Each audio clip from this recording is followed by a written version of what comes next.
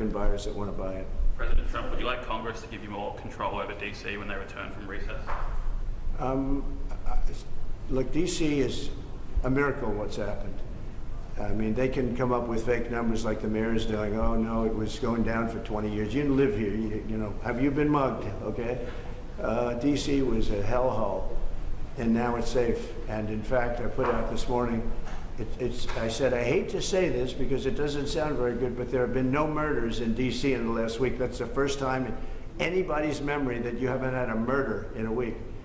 And I think the mayor has to get on the ball because we have a situation, and she's a nice woman, but I'll tell you what, she's got to get on the ball. I don't want to see phony numbers. DC hit an all-time high last year of absolute total crime, and it continued pretty bad. And then we put some strength into it, got the numbers down a little bit, but we brought in the DC National Guard, and we coupled them with the police, and it has been amazing. I have friends that live here, people that work in the White House, but I have friends that live here. They're all going out to dinner now. They haven't gone out in years. One man, I told this story yesterday when we were with the police and with the National Guard. We had a great little celebration, brought them hamburgers, brought them pizza, but we were with them, and I told the story about one friend hasn't been out in 4 years to a restaurant, and now he's been out 4 nights in a row. He called me this morning, by the way. He said it's so safe. He feels like totally safe. He can walk. He's got a 10-block walk. He walks it. He wouldn't have walked those 10 blocks. He said it would be a chain of hell, he called it. He said it was just horrible. He had no chance of making it to the 10th block.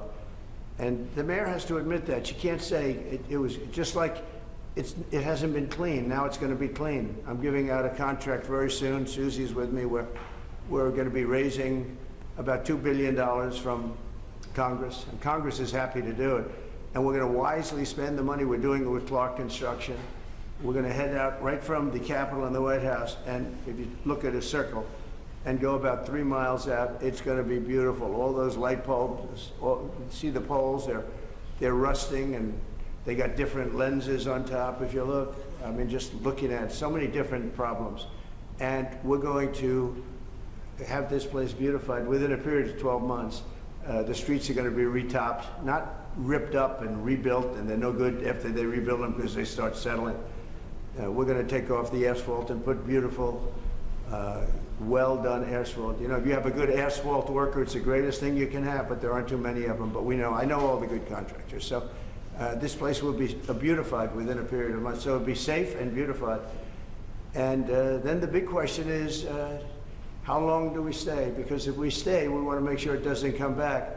So we have to take care of these criminals and get them out of here. We've collected hundreds of career criminals. These are career criminals. You're not going to teach them to be nice. These are probably born that way. I don't know.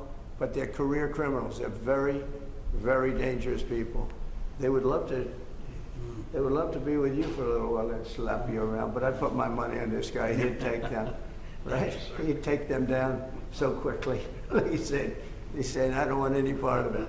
No, people don't want to be that. And we have over 1,000 arrests. We're taking career criminals off the streets. It's my ambition that when we're complete, we can take everybody out and you have a great capital. But people are so happy, and I don't know where they get the polls. I see polls that they're 90% in favor of what I'm doing, and then you turn to CNN, which is fake news and nobody watches it, or MSDNC, they changed, MSNBC, they changed their name now because they were so bad. But they're the worst, owned by Comcast, run by a guy named Brian Roberts, who doesn't have a clue. He's terrible, terrible manager. But they're not, I don't think, selling it. They're changing the name because they're ashamed of it. And they're disassociating it from NBC, which is also fake news. You know, they should be ashamed of that too. But a lot of fake news. I think the news is getting better.